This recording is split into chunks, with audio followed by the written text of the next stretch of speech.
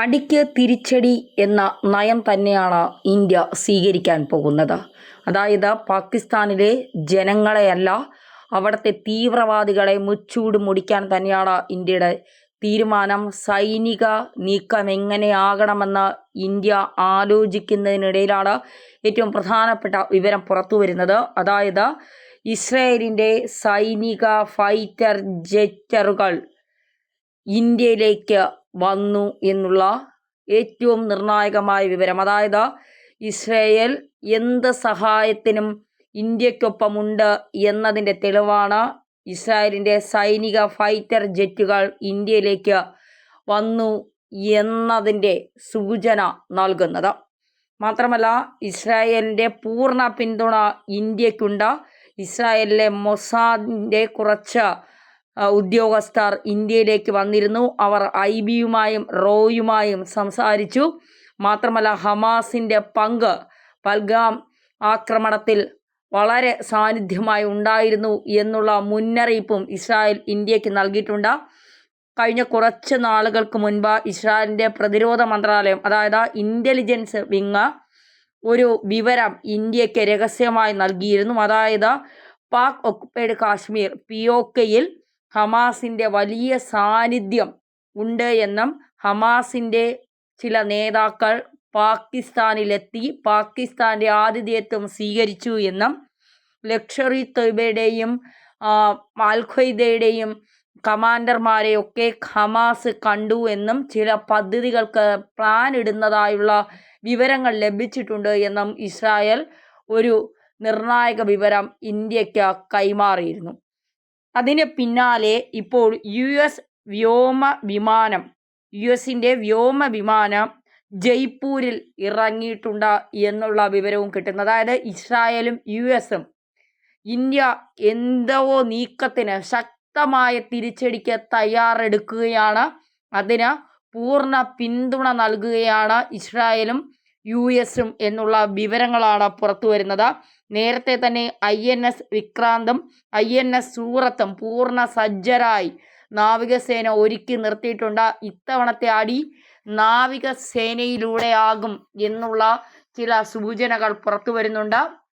അത് എത്രമാത്രം ശരിയാണ് എന്നുള്ളത് വരും ദിവസങ്ങളിൽ മാത്രമേ നമുക്കറിയാൻ സാധിക്കൂ. എന്തായാലും പൽഗ്രാമിൽ, കശ്മീരിൽ നടത്തിയ തീവ്രവാദി ആക്രമണങ്ങൾക്ക് ശക്തമായ മറുപടി തന്നെ ഇന്ത്യ നൽകും. അതിന് ജൂതന്മാർ യുദ്ധവിമാനങ്ങൾ ഇന്ത്യക്ക് നൽകിയിരിക്കുന്നു, അവരുടെ ഫൈറ്റർ ജെറ്റുകൾ ഇന്ത്യക്ക് നൽകിയിരിക്കുന്നു എന്ന് പറയുമ്പോൾ പാകിസ്ഥാനെ അടിക്കാൻ, തീവ്രവാദത്തിന് ഞങ്ങൾ എതിരാണ്, തീവ്രവാദത്തെ കൊണ്ട് നടക്കുന്ന, അവരെ പാലൂട്ടി വളർത്തുന്ന പാകിസ്ഥാനെ എല്ലാ രാജ്യങ്ങളും ഒറ്റപ്പെടുത്തുന്നു. റഷ്യ പറയുന്നു, ഞങ്ങൾ സഹായത്തിനുണ്ട്, ഒന്നുകൊണ്ടും ഭയപ്പെടേണ്ട, നിങ്ങളോടൊപ്പം തന്നെ ഞങ്ങളുണ്ട്. ബെഞ്ചമിൻ നെതന്യാഹു പറയുന്നു, ഞങ്ങൾ ഫ്ലൈറ്റുകൾ, ഞങ്ങളുടെ യുദ്ധവിമാനങ്ങൾ, എന്ത് സംവിധാനം വേണമെങ്കിലും ഞങ്ങൾ വിട്ടുതരാം. പാകിസ്ഥാൻ്റെ തീവ്രവാദികളെ വളർത്തുന്നത് ഇതോടുകൂടി അവസാനിപ്പിക്കാൻ ഞങ്ങളൊപ്പം ഉണ്ടാകും. ട്രംപ് പറയുന്നു, ഞങ്ങളൊപ്പം തന്നെയുണ്ട്, ധൈര്യമായി മുന്നോട്ട് പോകും. അങ്ങനെ എല്ലാ രാജ്യങ്ങളും, സൗദിയും എല്ലാ രാജ്യങ്ങളും ഇന്ത്യയോടൊപ്പം നിന്നുകൊണ്ട് ഇന്ത്യയോടൊപ്പം പറയുകയാണ്, ഞങ്ങളൊപ്പമുണ്ട്, ധൈര്യമായി മുന്നോട്ട് പോകൂ എന്നുള്ളത്. ഇസ്രായേലി യുദ്ധവിമാനങ്ങൾക്ക് പിന്നാലെയാണ് ഇപ്പോൾ അമേരിക്കൻ വ്യോമസേനാ വിമാനം ഇന്ത്യയിൽ ഇറങ്ങിയത്. ഇത് പാകിസ്ഥാനെ പരിഭ്രാന്തിയിലാക്കുന്നുണ്ട്. അതായത് എന്തോ ഒരു കാര്യം സംഭവിക്കാൻ പോകുന്നു എന്ന് പാകിസ്ഥാന് മനസ്സിലായി കഴിഞ്ഞിരിക്കുന്നു. എന്നാൽ ഇതെന്താണ് എന്നതാണ് ഇപ്പോൾ പാകിസ്ഥാനെ ഭയപ്പെടുത്തുന്നത്.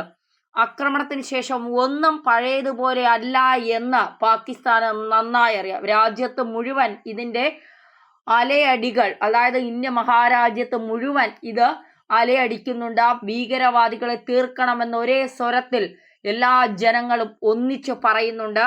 അതുകൊണ്ട് തന്നെ പാകിസ്ഥാൻ പിന്നിൽ നിന്നുള്ള ഒരു അടിയല്ല, പാകിസ്ഥാന് മുന്നിൽ നിന്ന് തന്നെ നന്നായി വേദനിക്കുന്ന തരത്തിലുള്ള ഒരു അടി തന്നെയാണ് ഇന്ത്യ പ്ലാൻ ചെയ്യുന്നത്. ഒരു വശത്ത് ഇസ്രായേൽ ഇന്ത്യയിൽ തങ്ങളുടെ യുദ്ധവിമാനങ്ങൾ വിന്യസിക്കുമ്പോൾ മറുവശത്ത് US വ്യോമസേനാ വിമാനം ജയ്പൂരിൽ ഇറങ്ങുകയാണ്.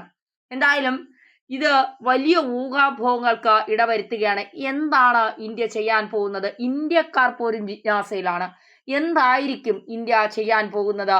ഒരു സർജിക്കൽ സ്ട്രൈക്ക് എന്തായാലും ഇനി ഉണ്ടാകില്ല. അതൊരിക്കൽ നടത്തിയതാണ്. അത് ഇനിയും ചെയ്യാൻ ഇന്ത്യ തയ്യാറാവില്ല. കാരണം അത് എതിരാളികൾക്കറിയാം. അതുകൊണ്ട് എന്തായിരിക്കും ഇന്ത്യ ചെയ്യാൻ പോകുന്നത് എന്ന് വലിയ ആശങ്കയിലാണ്. നമ്മൾ വിമാന വാഹിനി കപ്പലുകളടക്കം കൃത്യമായി പരിശീലനം നടത്തി ലക്ഷ്യസ്ഥാനത്ത് എത്തത്തക്ക രീതിയിൽ ഇങ്ങനെ നിർത്തിയിരിക്കുകയാണ്. തീവ്രവാദികളുടെ വീടുകളൊക്കെ അടിച്ച് തകർത്തു.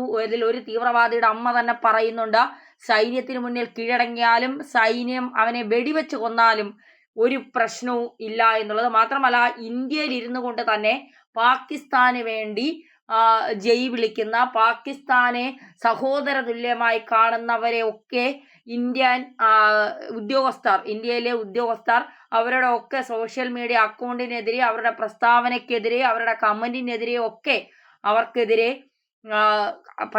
പരാതി എടുത്തിട്ടുണ്ട്, കേസ് എടുത്തിട്ടുണ്ട്. ഇത്തരം പ്രവർത്തികൾ ഇന്ത്യ മഹാരാജ്യത്ത് ഇരുന്നു കൊണ്ട് നീയൊന്നും ചെയ്യേണ്ട എന്നുള്ളത് തന്നെയാണ്. എന്തായിരിക്കും ഇന്ത്യ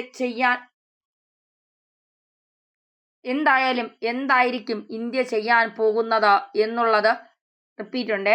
6:23 തൊട്ടാണ് പിന്നെ തുടങ്ങണം, 6:20 മുതൽ. എന്തായിരിക്കും ഇന്ത്യ ചെയ്യാൻ പോകുന്നത് എന്നുള്ളത് തന്നെയാണ് നമ്മളെയൊക്കെ അതിശയിപ്പിക്കുന്നതും നമ്മളെയൊക്കെ 6:22 മുതൽ കേട്ടാണ്.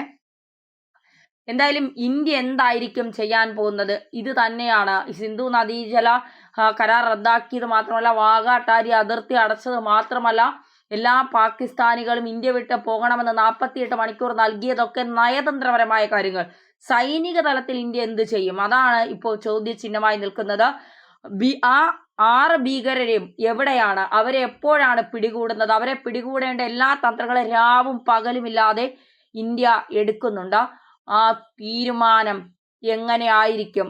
പാകിസ്ഥാൻ മണ്ണിൽ കയറി അടിക്കാൻ തന്നെയാണോ ഇന്ത്യയുടെ നീക്കം? അതോ ഒരു പ്രതീക്ഷിക്കാത്ത രീതിയിലുള്ള ഒരു അറ്റാക്ക് പാകിസ്ഥാന് നൽകാനാണോ ഇന്ത്യയുടെ നിലപാട് എന്നുള്ളതാണ്. ഇസ്രായേലൊക്കെ ഹമാസിനെ വലിയ രീതിയിൽ എതിർക്കുന്ന ഒരു രാജ്യമാണ്. ഹമാസ് എന്ന് പറയുന്ന തീവ്രവാദ സംഘടന, അല്ലെങ്കിൽ ഹമാസ് എന്ന് പറയുന്ന തീവ്രവാദികളെ ഇല്ലാതാക്കാൻ ശ്രമിക്കുന്ന ഒരു രാജ്യമാണ് ഇസ്രായേലും US ഒക്കെ ഫൈറ്റർ ജെറ്റുകളും വ്യോമസേനയുടെ വിമാനങ്ങളുമൊക്കെ ഇന്ത്യക്ക് നൽകുമ്പോൾ ഇന്ത്യ ലോക രാജ്യങ്ങൾക്കിടയിൽ എത്ര പ്രിയപ്പെട്ടതായി മാറുകയാണ്. അതോടൊപ്പം തന്നെ എത്ര വെറുക്കപ്പെട്ടവരായി പാകിസ്ഥാൻ മാറുന്നു എന്നുള്ളതിൻ്റെ തെളിവ് കൂടിയാണ്. പാകിസ്ഥാനിന് പിടിച്ചു നിൽക്കാൻ കഴിയില്ല. വെള്ളം അടച്ചു കഴിയുമ്പോൾ ഒരു തുള്ളി വെള്ളം കിട്ടാതെ അവിടുത്തെ ജനങ്ങൾ തമ്മിൽ കലഹിക്കാൻ പോകുന്നു, ഭരണകൂടത്തിനെതിരെ തിരിയാൻ പോകുന്നു, ആഭ്യന്തര കലാപം പാകിസ്ഥാനിൽ പൊട്ടിപ്പുറപ്പെടാൻ പോകുന്നു. പാകിസ്ഥാൻ അടിമുടി ഭയപ്പെടണം. ഭസ്മമാക്കാൻ ഇന്ത്യ എപ്പോഴാണ് വരുന്നത് എന്നാലോചിച്ച് ഉറക്കമില്ലാത്ത രാത്രികളാണ് പാകിസ്ഥാന് ഇന്ത്യ സമ്മാനിക്കാൻ പോകുന്നത് എന്നുള്ള കാര്യത്തിൽ സംശയം വേണ്ട.